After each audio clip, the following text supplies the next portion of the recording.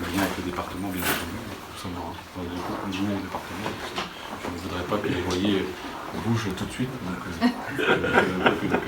Et comme je vois un homme au plus, je salue les sapeurs-pompiers qui sont souvent l'interface la plus rapide vis-à-vis de nos concitoyens lorsque l'eau se met à monter quand même. Monsieur le maire, si vous voulez dire un mot, et puis après je crois qu'on va en salle réunion.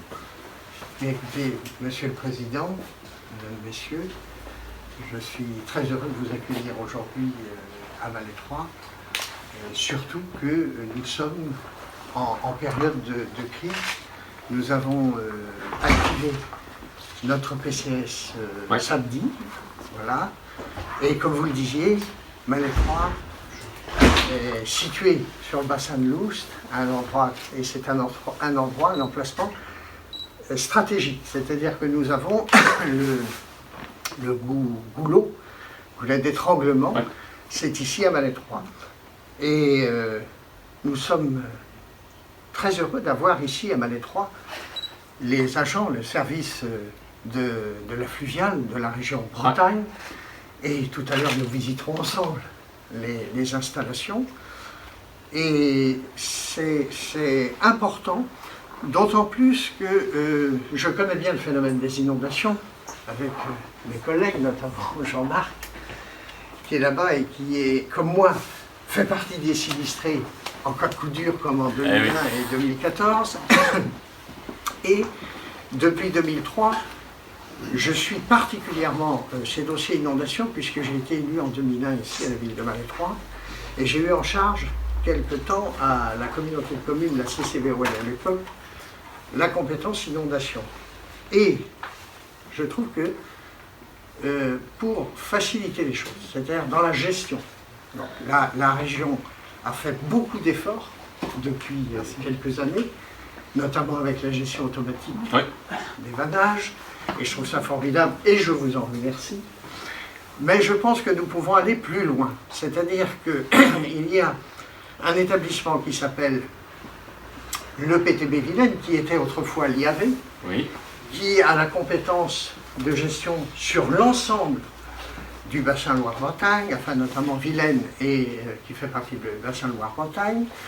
Et je pense qu'à Malétroit a, comme vous le disiez, une situation spécifique, géographique.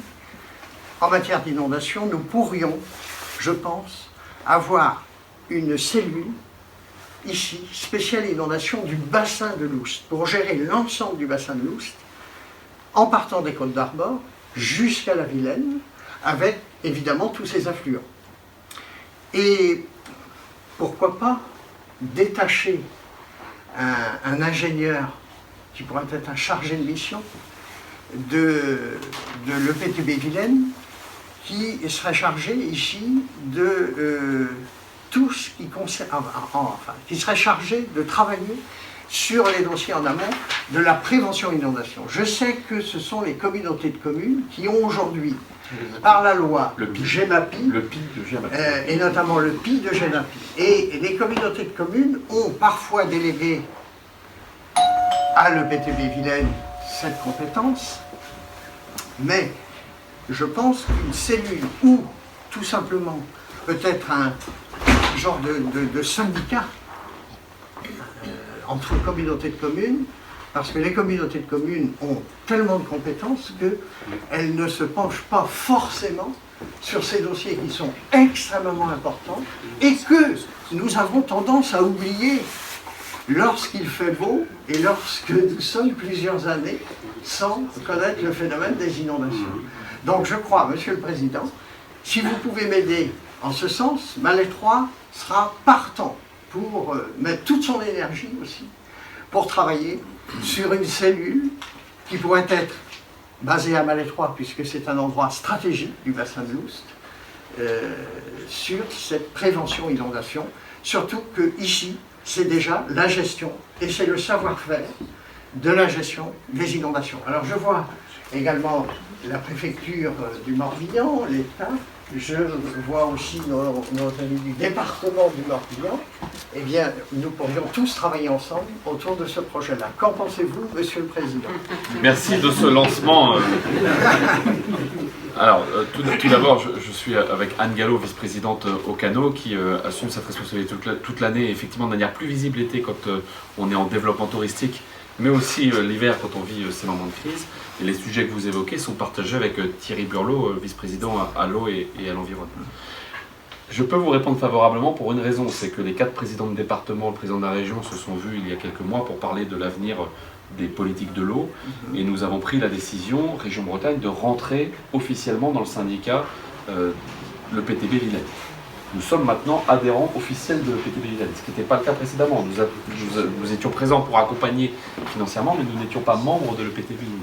Et la vision que nous développons dans le cadre de l'avenir de la gestion du GMA et de l'API, donc la gestion de l'eau et des milieux aquatiques et la prévention de l'inondation, c'est qu'il faut faire équipe ensemble entre les 59 intercos, les 4 départements et la région. J'ai presque envie de dire un peu comme sur les grands sujets d'aménagement du territoire, de fibres, etc. Parce qu'on voit bien que chacun a sa part de responsabilité, et plus particulièrement sur ce sujet, les 59 intercos et la région. D'ailleurs, on voit bien que certains départements, de par les nouvelles compétences, sont moins exposés sur le sujet, et c'est très critique, c'est la loi, et donc c'est bien les intercos et la région qui doivent s'organiser et se mettre en ordre de bataille pour gérer cela. Je saluais le maire tout à l'heure, je dois saluer effectivement les élus de la communauté de communes de Loos-la-Brocéliande, puisque nous sommes bien dans un territoire qui est conscient de sa responsabilité. Sur les gestions de qualité d'eau, on en parle souvent, et l'été dernier nous en parlions quand nous étions dans des épisodes d'algues vertes ou des épisodes où nous voyons les taux de nitrate ou de matière organique monter dans nos réseaux. Et aujourd'hui, on est en phase d'inondation et on est encore avec les mêmes autour de la table.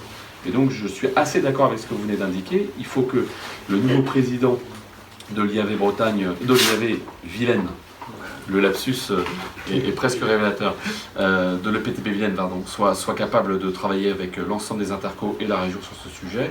Et l'accompagnement financier que nous mettons en place doit permettre effectivement d'envisager ce type d'organisation qui, et c'est pour ça que je faisais le lapsus, doit être étendu à l'ensemble de la Bretagne. C'est-à-dire qu'on a à un moment donné des masses d'eau qui ne sont pas déconnectées les uns aux autres. L'histoire a fait qu'on a travaillé d'abord sur des bassins versants, puis ensuite sur le grand bassin de la Vilaine, et on voit bien que demain il va falloir travailler globalement sur l'ensemble du territoire régional. Et je pense que la méthode que vous proposez est la bonne. Après, prendre l'engagement que l'agence soit détachée et posée ici, je ne peux que dire que je suis d'accord pour l'accueillir, mais je ne suis pas président de l'EPTB en question, je ne suis que financeur à vos côtés, et donc je regarderai favorablement les choses pour accompagner la démarche que vous entreprenez. Voilà, parce que vous avez raison, chaque bassin a sa particularité, a ses particularités, et notamment le bassin de l'Oust a sa particularité avec les affluents qui arrivent, notamment si nous prenons le lac Auduc avec le Nignan, etc. etc. Et comme cela, en travaillant spécifiquement sur un bassin, en collaboration, en groupement avec le PTB Vilaine, bien sûr, les communautés de communes seraient également soulagées, parce que ce ne sont pas forcément leurs spécificités en la matière. Oui, puis c'est la loi, par essence, il faut récupérer la flotte du territoire d'avant ou d'après, donc tout à fait. Il faut le travailler ensemble, c'est indispensable, et je n'oublie pas l'État dans le dispositif, puisque effectivement, l'État est à nos côtés là-dessus. Alors, vous pouvez compter sur Malet 3 comme cheville ouvrière. Message reçu. De démarrage pour ce message très bien reçu. On va aller prendre les mesures des bureaux pour voir comment on peut faire. Bon, je crois qu'on va faire un tour. Je voudrais juste signaler un truc, parce que c'est la première fois dans ma vie que je rencontre un autre Loïc, avec un G. Donc, je vous il y a de la presse pour dire que c'est un G à mon prénom, et pas un C.